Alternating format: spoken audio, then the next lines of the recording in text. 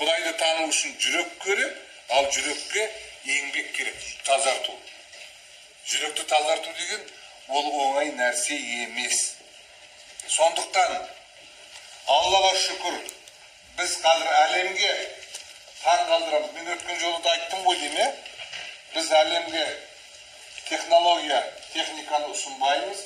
Себебі біздерді ол жағынан Европа 100 жылға тастап кетті. Бірақ біз әлемге жүректің ғылымын ұсынамыз.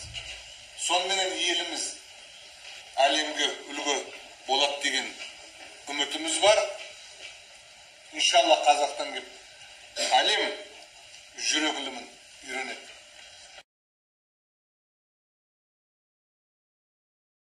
Жүрек тыныш болса, бүкіл әлем тыныш болады. Иншалла әлемге Құдай қаласа жүректің ғылымын ұсынамыз. Халқымыз иншалла әлемге үлгі болады. Соның ішінде бірге болыңдар. Екеуі де бақытты болыңдар. Енді қазір мысалы үшін бізде суицид деген нәрселер бар. Осы қаншама мектеп жасындағы балалар, тіпті кейбір қарттар өзін өзі асып өлтіреді. Бұны қазір ешқандай психолог бәрі бастарын қатырып таба алмай отыр. Не себеп деген? Кімде кім өзін таныса дейді, жаратқан егесінде таниды дейді. Адам баласы өзін таныса, сосын кейін жаңағы қандай күштерменен күресуге болады, қандай күштерменен керісінше оны күшейтуге болады, соны біледі. Соған қарай жұмыс жасайды.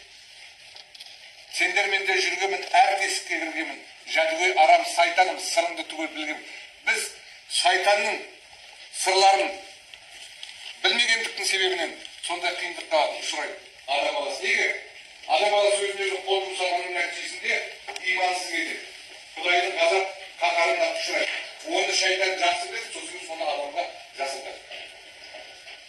Адам баласы өзін өзі неге жан сақтау міндетті түрде парыз,